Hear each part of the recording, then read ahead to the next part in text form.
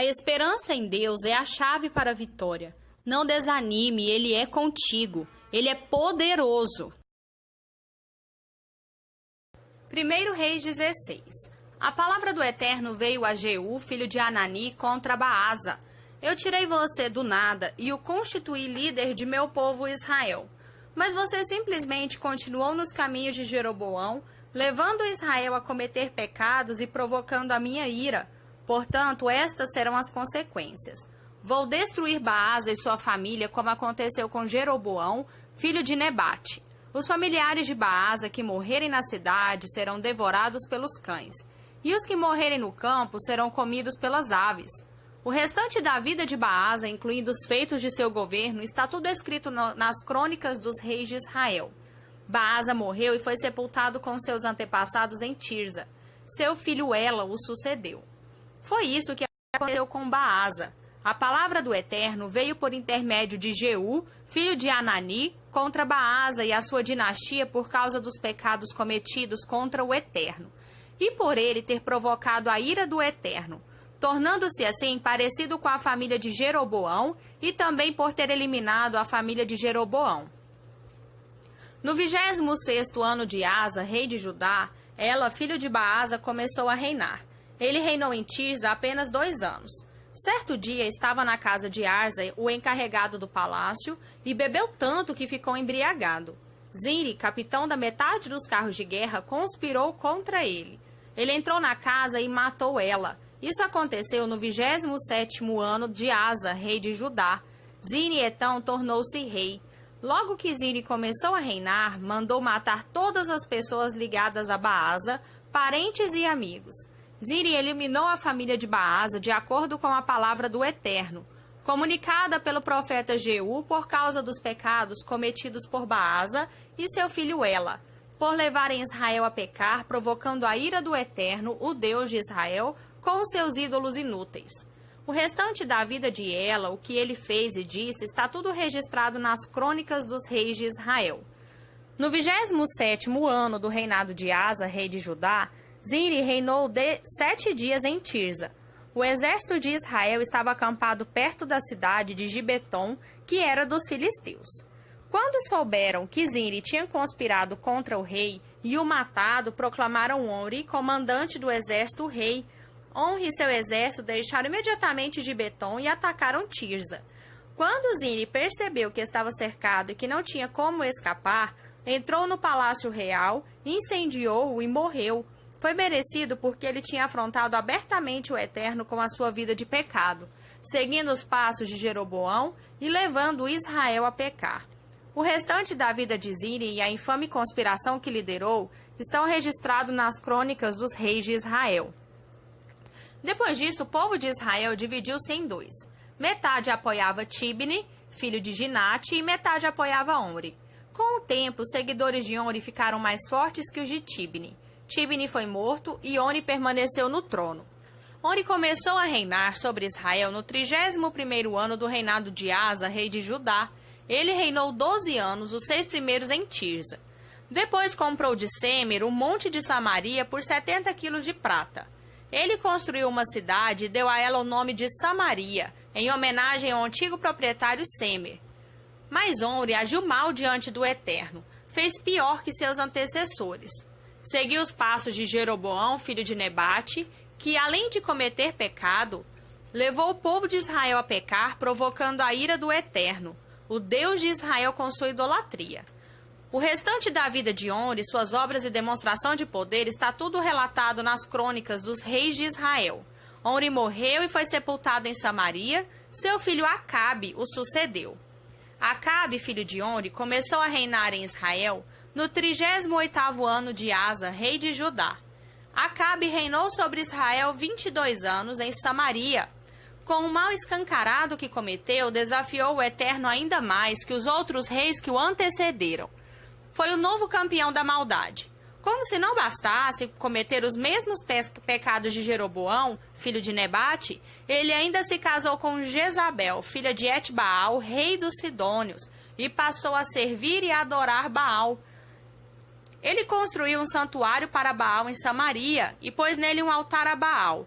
Construiu também o altar à deusa da prostituição Aserá.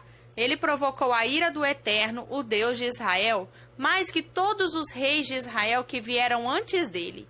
Foi durante o reinado dele que Hiel de Betel reedificou Jericó, mas pagou um preço muito alto por isso. Seu primogênito Abirão morreu quando eram lançados os fundamentos, e seu filho mais novo, Segube, quando assentavam os portões, conforme a palavra de Josué, filho de Num, confirmada. 1 Reis 17. Elias, o tesbita, que vivia entre os colonizadores de Gileade, confrontou Acabe. Assim como vive o Eterno, Deus de Israel a quem sirvo, nos próximos anos haverá uma severa seca no país. Não cairá uma gota de orvalho ou uma gota de chuva enquanto eu não ordenar. O Eterno disse a Elias: saia depressa daqui. Vá para o leste e se refugie próximo do riacho de Querite, do outro lado do rio Jordão. Você poderá tomar água fresca do riacho, e darei ordens aos corvos para alimentarem você. Elias obedeceu à voz do Eterno. Ele se instalou perto do riacho de Querite, a leste do Jordão. Os corvos traziam comida para ele de manhã, e de tarde ele bebia da água do riacho. Depois de um tempo, o riacho secou por falta de chuva, e o Eterno disse a Elias: vá para Serepta, em Sidom, e permaneça ali. Já instruiu uma mulher que mora lá a providenciar comida para você. Ele foi para Sarepta e na entrada da cidade encontrou uma viúva apanhando lenha. Ele perguntou: por favor, poderia me trazer uma jarra de água? Estou com sede. Quando ela fez menção de buscar a água, ele disse: e também, por favor, traga alguma coisa para eu comer. Ela deu: assim como vive o Eterno, o seu Deus, juro que não tenho nada para comer. Tenho uma vasilha de farinha e um pouco de azeite numa botija. Estou apanhando uns gravetos porque vou preparar alguma coisa para meu filho e eu comermos. Depois disso, só nos resta morrer. Elias disse a ela: não se preocupe, faça o que você disse. Mas antes, prepare um bolinho para mim e traga aqui. Depois, prepare uma refeição com o que sobrar para você e seu filho. O Eterno Deus de Israel diz: a vasilha da farinha não ficará vazia, e a botija de azeite não se esgotará, até que o Eterno mande chuva sobre a terra e ponha fim a esta seca. Ela saiu e fez exatamente o que Elias tinha pedido. E aconteceu como ele falou. Todos os dias havia comida para ela e para seu filho. A vasilha de farinha não se esvaziou, e a botija de azeite não se esgotava. A promessa do Eterno se cumpriu exatamente como Elias tinha dito. Passado um tempo, o filho da viúva ficou doente. A doença se agravou e em certo momento ele parou de respirar. A mulher disse a Elias: por que, ó homem de Deus, o Senhor veio aqui interferir na minha vida, expor o meu pecado e matar meu filho? Elias disse: traga seu filho para mim. Ele tomou o menino dos braços dela, levou-o para o quarto no qual estava acomodado, pôs o menino na cama e orou: ó Eterno, meu Deus, por que trouxeste essa desgraça sobre essa viúva que me acolheu em sua casa? Por que tiraste a vida do filho dela? Ele deitou 3 vezes sobre o corpo do menino, sempre orando: o Eterno, meu Deus, devolve o fôlego a este menino. O Eterno ouviu a oração de Elias e o menino ressuscitou. Elias pegou o menino, levou-o para baixo e entregou-o à sua mãe. Ele disse: aqui está o seu filho, está vivo. A mulher disse a Elias: agora estou entendendo. O Senhor é um homem de Deus. Quando o Senhor fala, é o Eterno que fala, é a verdade. 1 Reis 18. Depois de muito tempo, no 3º ano da seca, veio a palavra do Eterno a Elias: apresente-se a Acabe, vou fazer chover sobre a terra. Elias partiu para encontrar-se com o rei. Na época, a situação já era muito grave em Samaria. Enquanto isso, Acabe conversava com Obadias, encarregado do palácio, homem temente ao Eterno. Houve um tempo em que Jezabel tentou exterminar todos os profetas do Eterno. Obadias reuniu 100 profetas e os escondeu em 2 cavernas, 50 em cada uma, e providenciou água e mantimento para eles. Acabe ordenou a Obadias: percorra a terra procurando, nas nascentes e nos riachos, algum capim para alimentar nossos cavalos e mulas. Eles dividiram o território e começaram a busca. Acabe seguiu numa direção e Obadias em outra. Obadias seguiu por um caminho e topou com Elias.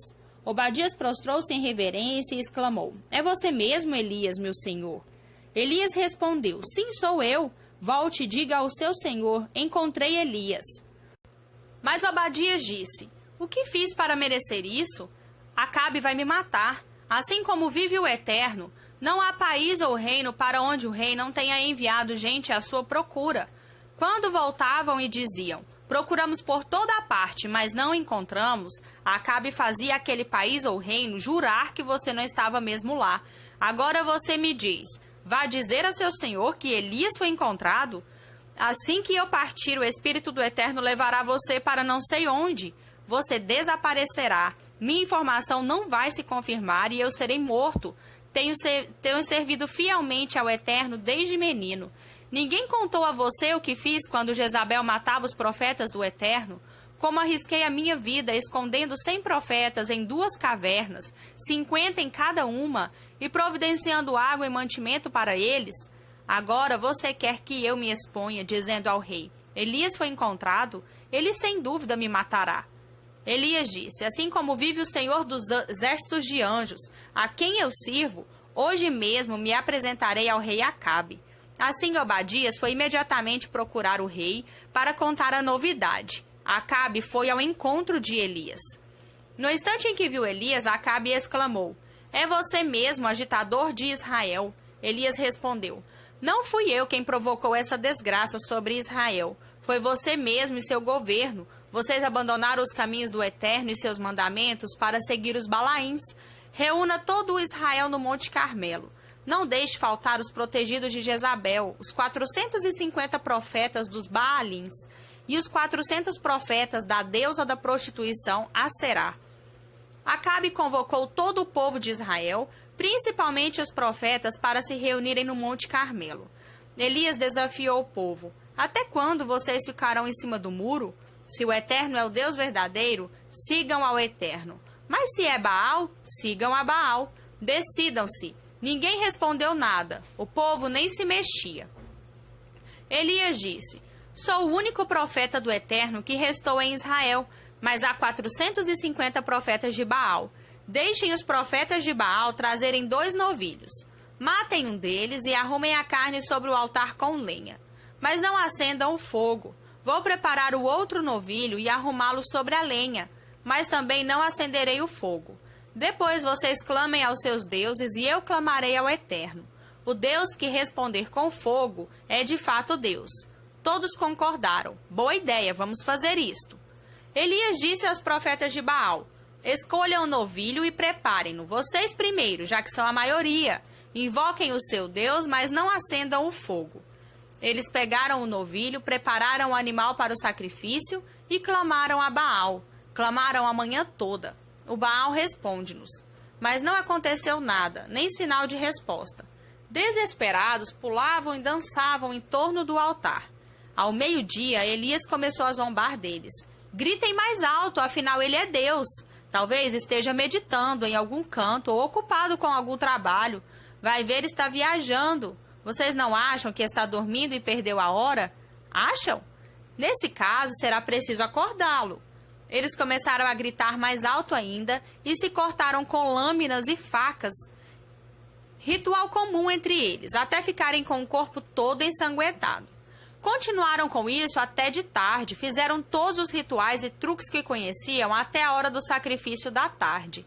Mas não aconteceu nada, nem sinal da resposta. Por fim, Elias disse ao povo: chega, agora é a minha vez, venham aqui. Eles se reuniram em torno dele. Ele refez o altar que já estava destruído, escolheu 12 pedras, uma para cada tribo de Jacó, o mesmo Jacó a quem o Eterno tinha dito: de agora em diante você se chamará Israel. Elias fez um altar com as 12 pedras em honra ao Eterno.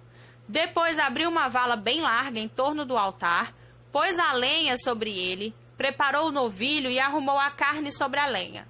Depois ordenou: encham os baldes de água e derramem sobre o boi e a lenha. Ordenou de novo: façam outra vez. Eles fizeram. Disse ainda: faça mais uma vez. E eles fizeram. O altar ficou encharcado e a vala cheia de água. Na hora de oferecer o sacrifício, o profeta Elias aproximou-se do altar e orou: ó Eterno, desde Abraão, de Isaque e de Israel, Que todos fiquem sabendo hoje que tu és o Deus em Israel. Eu sou teu servo e que faço essas coisas seguindo as tuas ordens. Responde-me, ó Eterno, responde-me e mostra a este povo que tu, ó Eterno, está dando a eles uma oportunidade de se arrepender. Na mesma hora, o fogo do Eterno caiu e queimou a oferta, a lenha, as pedras, a terra e até mesmo a água que estava na vala. O povo viu o que aconteceu, e todos se prostraram admirados em adoração e exclamaram: O Eterno é Deus, o Eterno é Deus. Elias disse: Agarremos profetas de Baal, não deixam que escapem. O povo os prendeu e Elias mandou-os para o riacho de Quizon, onde os matou. Elias disse a Acabe: Levante-se, coma e beba. É tempo de celebrar, a chuva não demora. Já estou ouvindo o barulho dela. Acabe se levantou, comeu e bebeu. Enquanto isso, Elias subiu ao topo do Carmelo, prostrou-se em oração com o rosto entre os joelhos e disse ao seu ajudante: Fique de pé, olhe na direção do mar. Ele olhou e contou a Elias: Não estou vendo nada. Elias disse: Continue olhando, se necessário, olhe 7 vezes. Na 7ª vez ele disse: Vejo uma nuvem subindo no mar. É muito pequena, do tamanho da mão de uma pessoa. Corra e diga a Acabe: Sele seu jumento e desça a montanha antes que a chuva o alcance, ordenou Elias. Foi tudo muito rápido. O céu escureceu e o vento soprou as nuvens até que começou a chover forte. Enquanto isso, Acabe partia de carro para Jezreel. O Eterno deu uma força extraordinária a Elias, que prendeu a capa à cintura e correu à frente do carro de Acabe até chegar a Jezreel.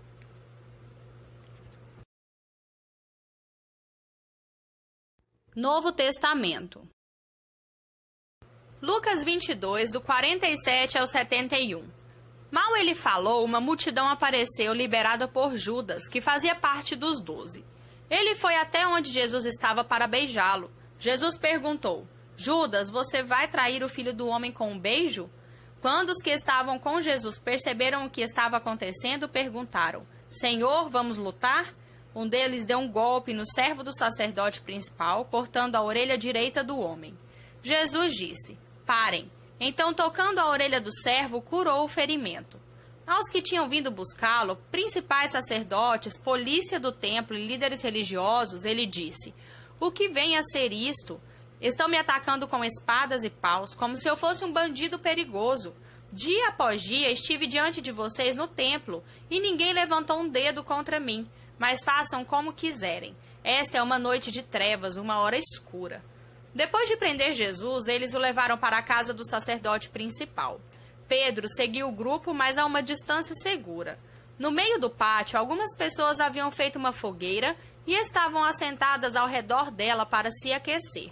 Uma das empregadas sentadas perto da fogueira o notou, olhou com mais atenção e disse: Este homem estava com ele. Pedro negou: Mulher, nem o conheço. Pouco depois, outra pessoa disse: Você é um deles, mas Pedro negou: Não, não sou. Cerca de 1 hora depois, outra pessoa afirmou convicta: Ele deve ter estado com ele. É claro que ele é galileu. Pedro reagiu: É sério, não sei do que você está falando. Assim que ele acabou de falar, um galo cantou. Então Jesus virou-se e olhou para Pedro. O discípulo lembrou-se das palavras do Senhor: Antes que o galo cante, você vai me negar 3 vezes. Saindo dali, chorou amargamente. Os homens que vigiavam Jesus começaram a ridicularizá-lo, batendo nele. Puseram nele uma venda e o ridicularizavam. Quem bateu em você dessa vez? E eles se divertiam à custa dele. Pela manhã, os líderes do povo, líderes religiosos e os principais sacerdotes reuniram-se, trouxeram-no diante do concílio e perguntaram a ele: Você é o Messias? Ele respondeu: Se eu dissesse que sim, vocês não acreditariam em mim. Se perguntasse o que querem dizer com essa pergunta, não me responderiam. Então, aqui está o que tenho para dizer. Daqui em diante, o Filho do Homem toma o seu lugar à direita de Deus, o lugar de poder. Eles disseram: Então você confirma sua alegação de que é o Filho de Deus? Vocês é que insistem em dizer isso, ele respondeu. Mas eles já haviam decidido. Para que precisamos de outra prova? Todos nós ouvimos muito bem o que ele disse.